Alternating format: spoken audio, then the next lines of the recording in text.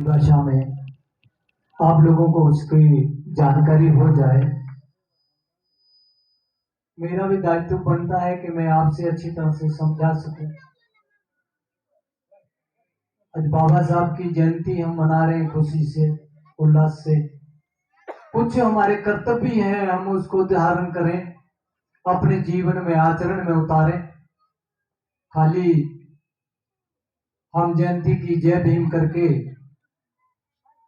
और उनका बखान करके घर जाके सो जाएं, ये भी हमारे लिए ठीक नहीं। तो मैंने 3 नमन का आपको बताया, बुद्धंग नमामि, धम्मंग नमामि, संघंग नमामि। ये मैंने इसलिए बताया कि लोग कहते हैं कि बौद्ध भिक्षु आ गया किसी और धर्म की बात करता है, बौद्ध भिक्षु कोई और दूसरा धर्म है। ये धर्म नहीं, ये प्रकृति के जीवन को सुखी बनाने की बात है। लोगों को नॉलेज नहीं, ज्ञान नहीं है, इसलिए उनको दूसरे धर्म की बात लगती है। तो मैं पंचशील के बारे में जो मैंने बोला है वह समझाने का प्रयास करता हूं। पाणाति पाता बेर मनीष का पदन समाधि आमी। तथागत बुद्ध कहते हैं कि हे प्राणी, हे मनुष्य, कभी क्रोध को अपने ऊपर हावी मत होने देना। क्रोध जब हावी हो जाता है, तेरी शिक्षा, तेरा ज्ञान सब जीरो हो जाता है। और क्रोध जो चाहता है वो ही काम हमसे करवाता है। क्रोध कहता है कि इसको मार, इसको कष्ट दे, इसको तोड़ दे, इसको जान से मार दे। और जब हम ये काम क्रोध के कहे से करते हैं और किसी को कष्ट और किसी को दुख देते, तो हमारे जीवन में कष्ट और दुख भी लौट के आता है। कितनी बड़ी बात है। पहला सील, ये जो ही मेरी बात को सुन रहे हैं, इसमें किसी धर्म की बात नहीं है। जितने प्राणी, महिलाएं, पुरुष, बच्चे, बच्चियां सभी सुन ले, अपने आचरण में उतारते जाएं, तो मैं गारंटी से कहता हूं कि उसका जीवन कल से, सुबह से श्रेष्ठ बनने लगेगा, श्रेष्ठ बनने लगेगा। तो हम जीवन श्रेष्ठ कैसे बनाएं, इसका भी हम लोगों को नॉलेज और ज्ञान होना जरूरी है। उसका भी बार बार प्रचार करना जरूरी है। तो क्रोध में आके किसी को कष्ट देंगे, तो दुख देंगे, तो क्रोध ही लौट के हमारे पास आएगा। प्रकृति किसी को माफ नहीं करेगी। तो पहला सील है, आचरण में ले लो। और दूसरा सील है, ए दिने दाना बेर मनी शिखा पदन समाधि आमी। तथागत बुद्ध कहते हैं कि हे मनुष्य, कभी लोभ के बस में भी मत आना। लोभ के बस में भी जब आदमी आ जाता है, पुरुष हो चाहे महिला हो, वो छोटी मोटी चोरी करने लग जाते हैं और फिर उसको चोरी को छुपाने का कार्य करते हैं, फिर बड़ी चोरी करते हैं। तो घर के अंदर, परिवार के अंदर, समाज में विश्वास चला जाता है और दूसरे की वस्तु अपने का बनाने का हम प्रयास करते हैं। तो तथागत बुद्ध ने कहा कि दूसरा सील भी आचरण में उतार ले।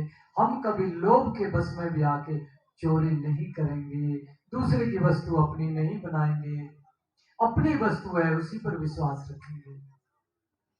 तीसरा सील, कामेशु मिच्छाचारा वेर मनीष का पतंग समाधि आमी।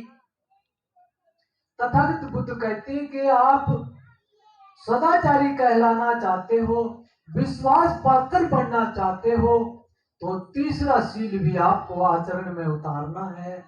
कभी जीवन में हम दुराचारी ना हो, व्यभिचारी ना हो, क्योंकि समाज और घर का परिवार विश्वास पे टिका हुआ है। विश्वास बना के रखना ही हमारा सीलवान और मापदंड जीवन में धारण करना है। धन कमाना, सुख साधन जुटा लेना, अच्छे मकान बना लेना, ये तो सभी करते हैं, कोई बड़ी बात नहीं है। पर जो आचरण है हमारा, उसको श्रेष्ठ कैसे बनाएं, तथागत बुद्ध के जो जीवन के सील हैं, वो जीवन में हम कैसे उतारें, क्योंकि समाज और घर परिवार सब विश्वास पे टिका हुआ है। जैसे उदाहरण के तौर पर जीवन संगनी और जीवन साथी व्यभिचारी दुराचारी हो जाए, क्या उसकी जीवन संगनी उस घर में चैन से रह सकती है? नहीं रह सकती। जी उसकी जीवन संगनी जीवन साथी विश्वास को तोड़ दे, विश्वास को खत्म कर दे, क्या वो पुरुष उसका जीवन साथी उस घर में चैन से रह सकता है क्या? आज शिक्षा का प्रसार है और शिक्षा के बिना जीवन कुछ भी नहीं है। तो ये जरूरी त्रिशन और पंचशील को समझना और समझाना सबसे पहला कदम यही है। क्योंकि आज हमारे बच्चे कॉलेजों में जा रहे हैं, हमारी बच्चियां कॉलेजों में जा रही हैं, जिनकी 20 और 18 साल की लड़की कॉलेजों में 4 साल बाहर रहती है, सीकर में, झुंझुनू में, जयपुर में, कोटा में, तो माता पिता को चैन से नींद नहीं आती है। वो हर टाइम कहते हैं कि पढ़ाई के बिना बच्ची का जीवन कुछ नहीं है, उसका कोई सम्मान नहीं करेगा और कोई रोजगार भी इसको नहीं देगा, तो पढ़ाना जरूरी है। पर रात को जब बच्ची बाहर 3 से 4 साल रह के आती है तो माता पिता को चैन से नींद नहीं आती है। कहती है कि कोई ऐसी अप्रिय घटना ना घट जाए, कोई ऐसा कदम बच्ची ना उठा ले तो मैं घर के अंदर मुंह दिखाने लायक नहीं रहूंगी, समाज में भी मुंह दिखाने के लायक नहीं रहूंगी। अब जिनकी बच्चियां, जब बच्चे शीलवान हैं, जिनके जीवन का कोई मापदंड है, जीवन के शील धारण किए हुए हैं, वो 3 साल रहे चाहे 5 साल रहे, माता पिता को चैन से नींद आएगी और बच्चों को भी ये नॉलेज होगी कि हम त्रिशन और पंचशील को धारण किए हुए हैं, हम बाबा साहब की संतान हैं, तथागत बुद्ध के मानने वाले लोग हैं। बुद्ध जो पूरी दुनिया के शास्त्रा बने हैं, पूरे वर्ल्ड के लोगों ने उनको स्वीकार किया है, छोटी बात नहीं है। हम उस महापुरुषों के मानने वाले हैं। हमारे जीवन के जो मापदंड वो जरूरी होने चाहिए।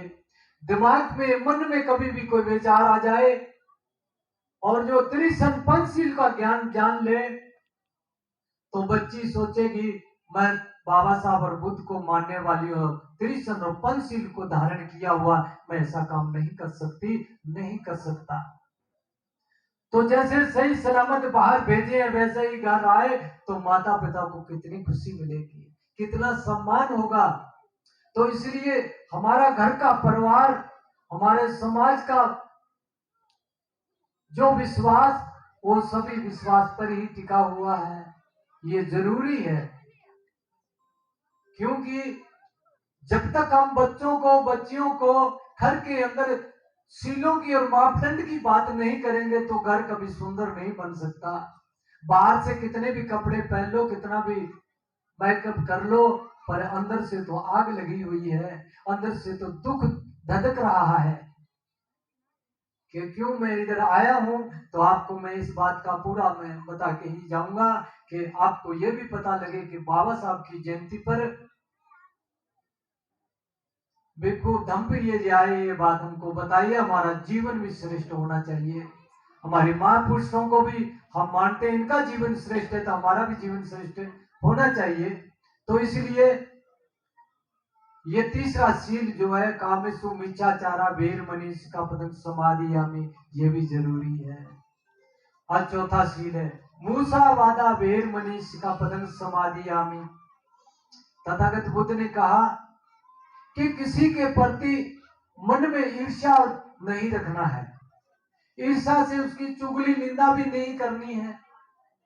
हमने अपने अच्छे काम करने हैं, कोई कर रहा है तो फल उसी को मिलना है। हम बगैर मतलब का एनर्जी बर्बाद ना करें, पुरुषों की चुगली ना करें, महिला की चुगली ना करें, कि चुगली से कलह की उत्पत्ति होती है, दुख की उत्पत्ति ही होती है। तो चौथा शील भी धारण करना जरूरी है। पांचवा शील सुरा मेरा मज पमा दिठाना सिखा पदंग समाधि यामी। बुद्ध कहती हैं कि देसी, अंग्रेजी, कच्ची पक्की शराब का सेवन नहीं करना है। हमने नौजवान पीढ़ी को बचाना है, तो हमको कुछ आज जयंती पर संकल्प भी लेके जाने हैं। फिर ही हमारा जीवन अगले साल उसका जीवन कितना श्रेष्ठ होगा, जयंती कितनी धूमधाम से मनाओगे। तो कच्ची पक्की देसी अंग्रेजी शराब का सेवन नहीं करना है। बीड़ी, जर्दा, भांग, धतूरा, पोस्त, फीम, सिगरेट, गांजा, नशीला कोई भी पदार्थ हमने सेवन नहीं करना है। क्योंकि बुद्ध कहते हैं जिस परिवार में मदिरा सम्मान पाती है वहां दुर्पक्ष पड़ते हैं, औषधियां निर्बल हो जाती हैं, घर के अंदर कले के बादल मंडलाते हैं, औषधियां निर्बल हो जाती हैं, इंसान आधी उम्र में काल के मुंह में समा जाता है। और जब हम लोग उसकी दुख के अंदर शामिल होने जाते हैं, कोई सांत्वना देने जाते हैं, तो कहते हैं भाई दिन इतने हैं, उम्र इतनी थी, श्वास भी इतने थे, ऐसी बात करके हम वापस आ जाते हैं। तो 35-35 सालों के, 30-30 सालों के जवान हैं जो ये दुनिया छोड़ के जा रहे हैं। कितनी दुख की बात है। महिला छोटी उम्र की, उसकी घरवाली, जीवन संगनी, छोटे छोटे बच्चे नरक में सड़ने के लिए छोड़ के दुनिया से चले जाते हैं। तो नशे ने कितना समाज को अनर्थ और बर्बाद किया है। ये 5वां सील है, 5वां सील। एक इंसान, एक कोई प्राणी अगर जीवन में 30 साल दारू पी लेता है तो 5 या 6 लाख की दारू जीवन में पी जाता है। कभी हिसाब नहीं करते